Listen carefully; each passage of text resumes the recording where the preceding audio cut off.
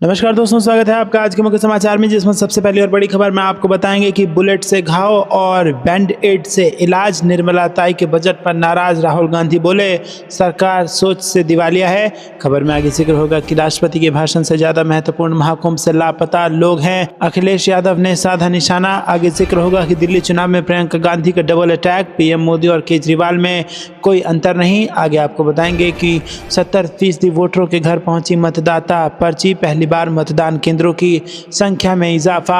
और इसी के साथ आगे जिक्र होगा कि सब कुछ गुजरात को मिला, बिहार को ठेंगा, बजट को तेजस्वी ने बताया जुमलेबाजी। दोस्तों, हर एक खबर की गहराई में आपको ले जाएंगे, लेकिन उससे पहले आपसे निवेदन है कि वीडियो को लाइक जरूर कीजिएगा और चैनल को सब्सक्राइब करके बेल आइकन दबाकर कमेंट में लिखिए जय हिंद। रुक करते हैं सबसे पहली और बड़ी खबर की तरफ। बजट से घाव और बैंडेड से इलाज। निर्मला ताई के बजट पर नाराज राहुल गांधी बोले कि सरकार सोच से दिवालिया है। जी हाँ दोस्तों, केंद्रीय वित्त मंत्री निर्मला सीतारमण ने वित्तीय बजट पेश किया, जिसमें किसानों से लेकर मध्यम वर्ग और गरीबों के लिए कई बड़े ऐलान किए हैं।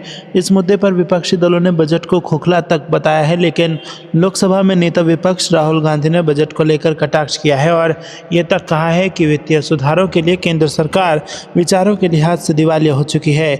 दरअसल जब बजट भाषण के बाद पत्रकारों ने संसद से बाहर आए राहुल गांधी से उनकी प्रतिक्रिया जाननी चाहिए तो वो कुछ भी नहीं बोले, लेकिन अब उन्होंने एक्स पर अपनी प्रतिक्रिया दी है। उन्होंने कहा कि सरकार ने बुलेट यानी गोली से हुए घाव के लिए बैंड एड जैसा इलाज किया है। और राहुल गांधी ने एक्स पर एक पोस्ट में कहा कि गोली के घाव पर बैंडेड।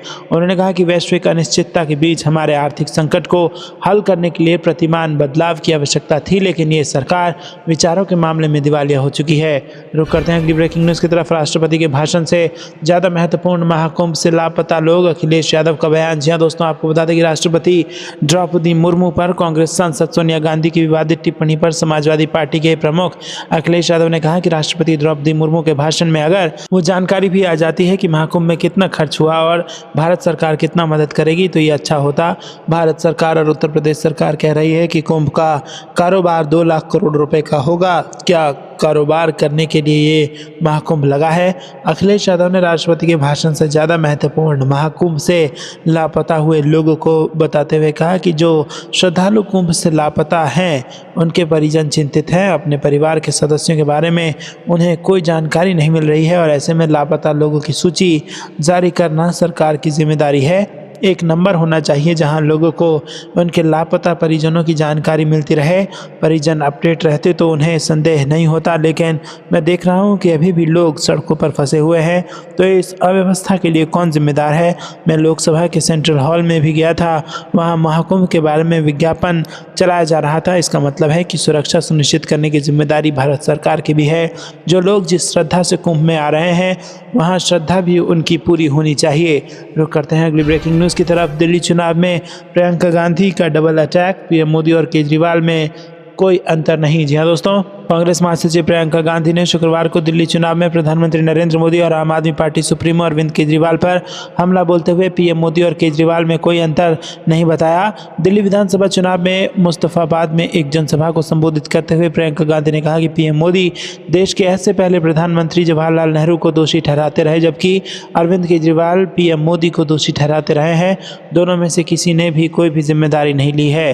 प्रियंका गांधी ने कहा कि मैं यहाँ इसलिए आई हूँ कि चुनाव को हल्के में मत लीजिए। चुनाव जो होता है बहुत महत्वपूर्ण होता है। ये चुनाव नेताओं के लिए महत्वपूर्ण नहीं होता है, हम लोगों के लिए उससे ज़्यादा महत्वपूर्ण होता है। उन्होंने कहा कि इस देश की खासियत ये है कि ये लोकतंत्र है, जो संविधान बना है वो सबके लिए समान है। आपके पास, मेरे पास, नेताओं के पास ये वोट की शक्ति है। इससे आप अपने संविधान को मजबूत करेंगे या कमज़ोर करेंगे, इसके लिए आपको सोचना पड़ेगा कि आपके वोट का बहुत महत्व है। प्रियंका गांधी ने कहा कि लोग गाँव से आते हैं, अपने बच्चों का भविष्य अच्छा बनाते हैं। परिस्थिति यह है कि परिवार में 2-3 लोग काम करते हैं। परिस्थिति यह है कि जो आम आदमी पार्टी के लोग आते हैं और जो बातें उठाते हैं, जिस महंगाई से आप जूझ रहे हैं उसकी बात नहीं है। रुक करते हैं अगली ब्रेकिंग न्यूज़ की तरफ।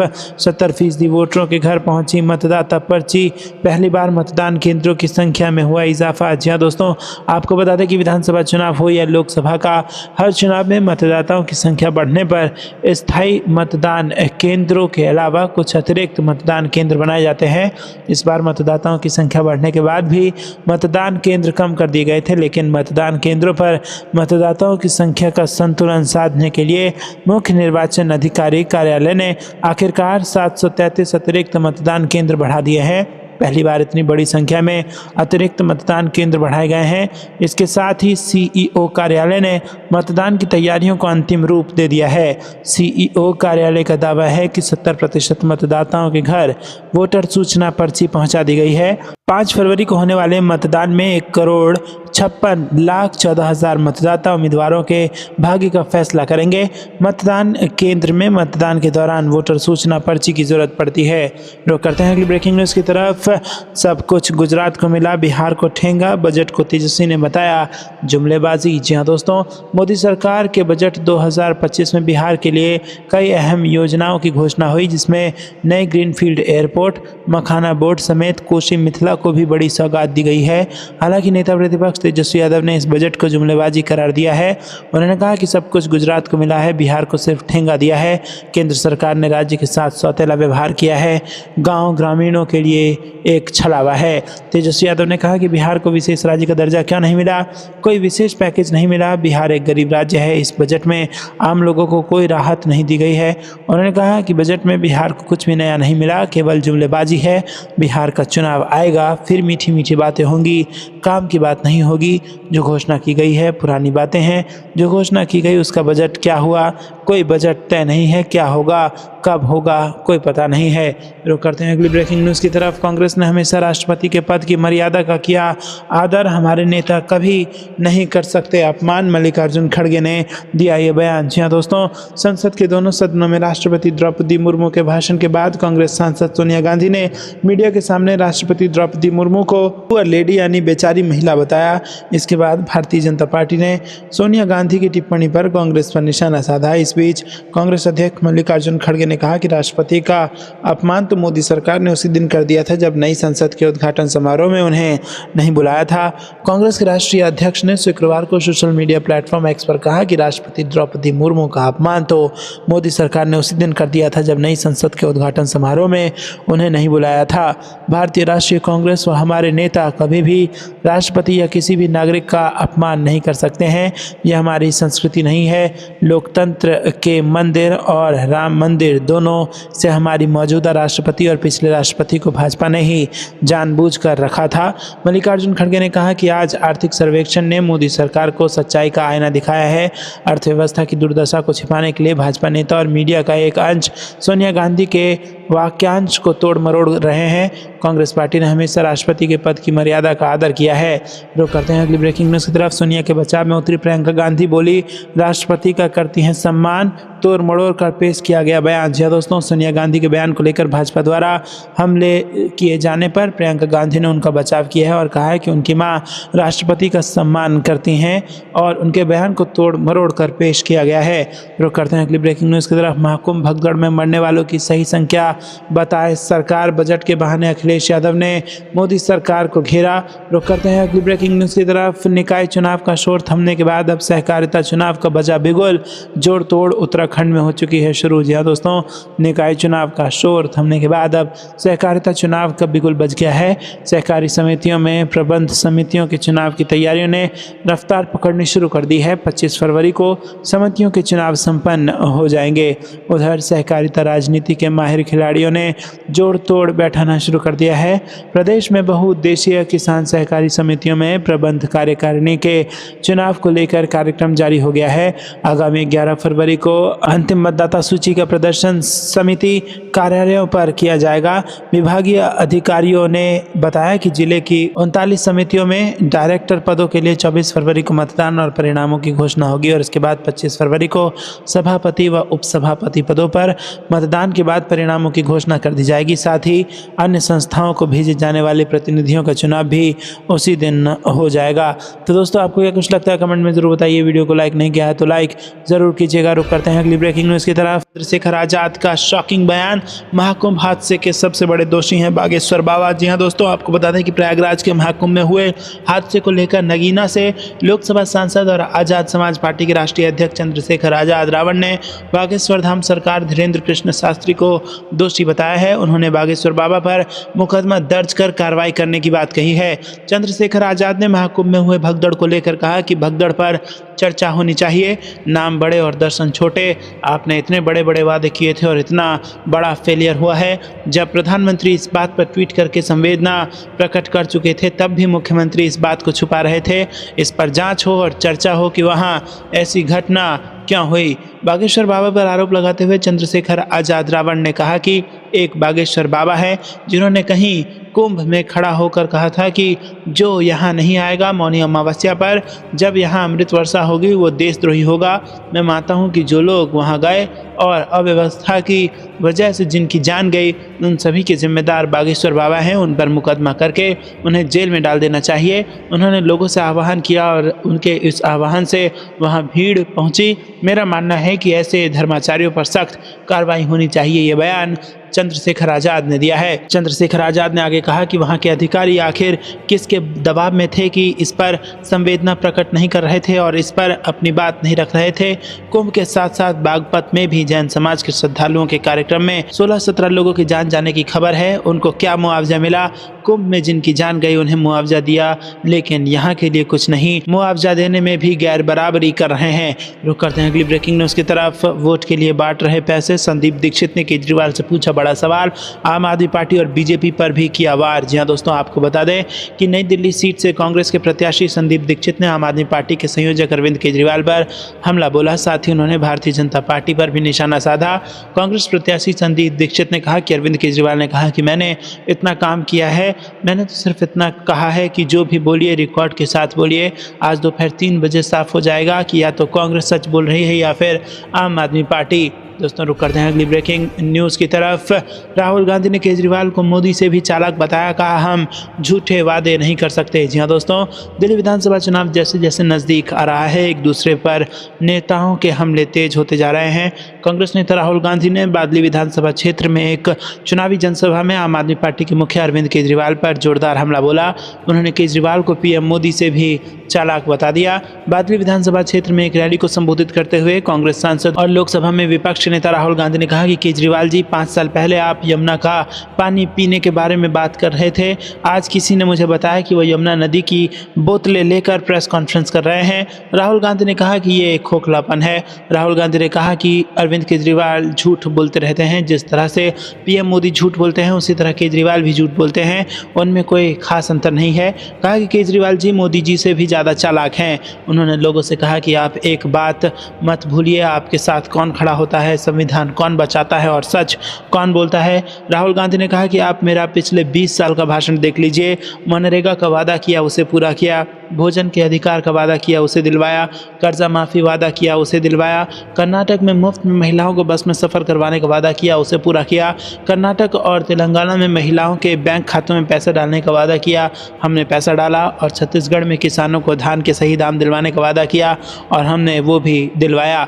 राहुल गांधी ने कहा कि वो झूठे वायदे नहीं करना चाहते और ना कर सकते हैं। हमारा आपके साथ दूसरे तरीके का रिश्ता है, मोहब्बत का रिश्ता है। उन्होंने लोगों से देवली से कांग्रेस के उम्मीदवार देवेंद्र यादव को जीत दिलाने की अपील की है। रुक करते हैं अगली ब्रेकिंग न्यूज़ की तरफ। सरकार महाकुंभ में फंसे लोगों को भोजन, कपड़ा और दवा उपलब्ध कराए, अखिलेश यादव ने कर दी ये मांग। जी दोस्तों, समाजवादी पार्टी के राष्ट्रीय अध्यक्ष अखिलेश यादव ने योगी सरकार से महाकुंभ में फंसे श्रद्धालुओं को राहत देने के लिए भोजन, वस्त्र, चिकित्सा तथा वाहनों में ईंधन उपलब्ध कराने की मांग की है।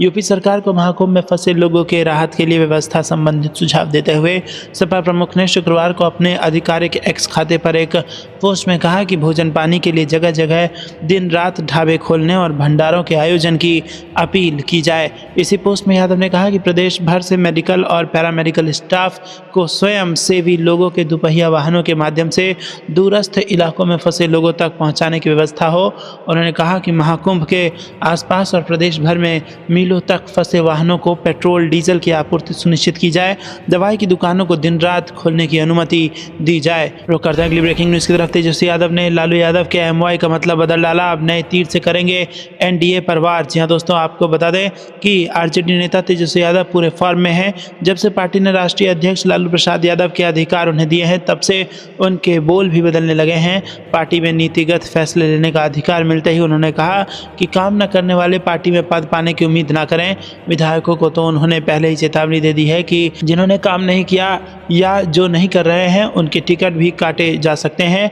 अब उन्होंने आरजेडी को मुस्लिम यादव की समीकरण वाली पार्टी का नया इक्वेशन बनाया है। दोस्तों रुक करते हैं अगली ब्रेकिंग न्यूज़ की तरफ। 11 साल पुराने मामले में राकेश टिकैत का सरेंडर, एमपी एमएलए कोर्ट ने दी जमानत। क्या है आरोप? जी हाँ दोस्तों, आपको बता दें कि यहाँ पर गाजियाबाद में साल 2014 में राष्ट्रीय लोकदल के तत्कालीन राष्ट्रीय अध्यक्ष चौधरी अजीत सिंह की दिल्ली में कोठी खाली कराने के मामले में मुरादनगर सोनिया विहार रेगुलेटर पर किए विरोध प्रदर्शन में आरोपी किसान नेता राकेश टिकैत, विधायक योगेश धामा और पूर्व विधायकों समेत 8 लोगों को अदालत ने शुक्रवार को जमानत दे दी। जमानत अर्जी से पहले उन्होंने अदालत में समर्पण किया था। बचाव पक्ष के अधिवक्ता चौधरी अजयवीर सिंह एडवोकेट ने बताया कि 18 सितंबर 2014 को आरएलडी के राष्ट्रीय अध्यक्ष चौधरी अजीत सिंह की दिल्ली में कोठी खाली कराने के विरोध में मुरादनगर सोनिया विहार रेगुलेटर पर रालोद और किसान यूनियन के कार्यकर्ताओं और जाट समाज के लोगों ने प्रदर्शन किया था। रुक करते हैं अगली ब्रेकिंग न्यूज़ की तरफ। हिंदू धर्म को लेकर सीएम आतिशी ने क्या बोला? चुनाव के लिए फेंका पासा अब तय करेगी जनता। जी हाँ दोस्तों, दिल्ली के मुख्यमंत्री आतिशी ने विधानसभा चुनाव के दौरान बीजेपी पर बड़ा आरोप लगाया है। उन्होंने बीजेपी पर दिल्ली में पानी की सप्लाई बाधित करने का आरोप लगाया है। उन्होंने कहा है कि हरियाणा की भाजपा सरकार जानबूझकर फैक्ट्री प्रदूषण को यमुना में डाल रही है, जिससे यमुना में एमोनिया की मात्रा बढ़ गई है। दिल्ली के 3 बड़े ट्रीटमेंट प्लांट बंद होने की कगार पर है। आतिशी ने बताया कि उन्होंने इसकी शिकायत करने के लिए चुनाव आयोग से मिलने का समय मांगा है। वहीं उन्होंने कहा कि चुनाव नज़दीक आते ही बीजेपी ऐसी घटिया हरकतों पर उतर आई है। दिल्ली में पीने का पानी यमुना से आता है। 3 ट्रीटमेंट प्लांट में पानी यमुना के वजीराबाद बैराज से चलता है। हरियाणा की भाजपा सरकार दिल्ली की जल आपूर्ति बाधित करने के लिए फैक्ट्री का सारा प्रदूषण यमुना में छोड़ रही है। उन्होंने कहा कि ये गंदगी DD8 की बजाय यमुना में छोड़ी जा रही है और इसके चलते ट्रीटमेंट प्लांट बंद होने की कगार पर है, जिससे कई इलाकों में पानी की सप्लाई भी बाधित हो सकती है। दोस्तों आपको बता दें कि एनडीएमसी इलाके में भी पानी काटा जा सकता है। चुनाव नज़दीक आते ही यमुना में अमोनिया का स्तर भी लगातार बढ़ता जा रहा है और हरियाणा की भाजपा सरकार ये जहरीला पानी दिल्ली के लिए छोड़ रही है। हिंदू धर्म में पानी पीना बंद करना पाप है, ये पाप बीजेपी कर रही है। मुख्यमंत्री ने कहा कि बीजेपी जहरीला पानी छोड़कर चुनाव को प्रभावित कर रही है। हार की घबराहट में बीजेपी की हरियाणा सरकार ने जहरीला पानी छोड़ा है। दोस्तों करते हैं अगली ब्रेकिंग न्यूज़। सिर्फ साफ करने का दावा तो पैसे बनाने का तरीका। राहुल गांधी ने नाव पर की यमुना की सैर। जी हां दोस्तों, आपको बता दें कि कांग्रेस के वरिष्ठ नेता राहुल गांधी ने यमुना की सफाई को लेकर आम आदमी पार्टी सुप्रीमो अरविंद केजरीवाल पर जोरदार हमला बोला और कहा कि यमुना की सफाई का दावा महज जुमला है, ये सिर्फ पैसा बनाने के लिए किया जाता है। राहुल गांधी ने यमुना तट पर पहुंचकर मछुआरों से बातचीत की और नाव में सवार होकर नदी की सैर भी की। दोस्तों आपको बता दें कांग्रेस नेता राहुल गांधी ने कहा कि पिछले चुनाव में अरविंद केजरीवाल ने कहा था कि वो यमुना में डुबकी लेंगे, लेकिन 5 साल हो गए हैं और 2025 आ गया है, उन्हें आकर डुबकी लेनी चाहिए। राहुल गांधी ने south Asia network on dams river and people के एसोसिएट कोऑर्डिनेटर भीम सिंह रावत के साथ दिल्ली में यमुना नदी का जायजा लिया। जब राहुल गांधी ने रावत से यमुना के बारे में बात की तो रावत का कहना था कि यमुना गंगा की सबसे बड़ी सहायक नदी है। जब तक यमुना की स्थिति ठीक नहीं होगी, गंगा की भी स्थिति ठीक नहीं हो सकती। गंगा जी को ठीक करने के लिए यमुना को ठीक करना ही होगा। रुक करते हैं अगली ब्रेकिंग न्यूज़ की तरफ। हिंदू धर्म में पानी रोकने से बड़ा कोई पाप नहीं, केजरीवाल ने चुनाव आयोग को सौंपा 6 पेज का जवाब। जी दोस्तों, आम आदमी पार्टी प्रमुख अरविंद केजरीवाल ने कहा कि दिल्ली के सीएम आतिशी ने हरियाणा के मुख्यमंत्री नायब सिंह सैनी को फोन किया। उन्होंने एमोनिया के स्तर को कम करने या एमोनिया के स्तर को कम करने के लिए अतिरिक्त पानी छोड़ने के लिए कहा। उन्होंने मांगों पर सहमति तो जताई, लेकिन कार्रवाई नहीं की। दोस्तों आपको कुछ लगता है कमेंट में जरूर बताइए। वीडियो को लाइक नहीं किया तो लाइक जरूर कीजिएगा। रुक करते हैं अगली ब्रेकिंग न्यूज़ की तरफ। यूपी सरकार खुद कार्ड बांट रही थी। महाकुंभ भगदड़ पर अखिलेश यादव के सवाल। वीआईपी आव भगत पर घिरे योगी। जी हाँ दोस्तों, उत्तर प्रदेश से स्थित प्रयागराज में महाकुंभ के दौरान मची भगदड़ को लेकर अब सियासत भी शुरू हो गई है। समाजवादी पार्टी के राष्ट्रीय अध्यक्ष और कन्नौज सांसद अखिलेश यादव ने राज्य और केंद्र सरकार दोनों को जिम्मेदार ठहराया है। अखिलेश यादव ने कहा कि इस दुखद हादसे के चलते 30 लोगों ने अपनी जान गंवाई और 60 लोग इसमें घायल हो गए हैं। इनमें 5 लोग ऐसे हैं जिनकी पहचान नहीं हो सकी है। संसद की कार्रवाई में हिस्सा लेने दिल्ली पहुंचे अखिलेश यादव ने कहा कि दुखद घटना है। सरकार ने प्रचार ज़्यादा किया लेकिन इंतजाम उतने नहीं किए। योगी सरकार द्वारा मुआवजे के ऐलान पर यूपी के पूर्व सीएम ने कहा कि 25 लाख की मदद राशि कम है। अखिलेश यादव ने कहा कि महाकुंभ में जिनकी जानें गई हैं और लापता लोगों की सूची जारी करें। सरकार आशंकाओं को दूर करे और आशंकाएं तभी दूर होंगी जब सूची जारी होगी। रुक करते हैं अगली ब्रेकिंग न्यूज़ की तरफ। पहले यमुना जी का पानी पीकर दिखाओ फिर मैं अस्पताल में मिलूंगा। राहुल गांधी ने केजरीवाल को दिया खुला चैलेंज। जी हाँ दोस्तों, आपको बता दें कि दिल्ली चुनाव प्रचार के तहत कांग्रेस नेता राहुल गांधी बवाना में जनसभा करने पहुंचे। राहुल गांधी के निशाने पर भाजपा के साथ ही आम आदमी पार्टी और अरविंद केजरीवाल थे। राहुल गांधी ने दोनों पर हमला करते हुए कहा कि पानी की समस्या है, यहाँ पीने का पानी नहीं मिलता है, गंदा पानी मिलता है, महंगा पानी खरीदना पड़ता है।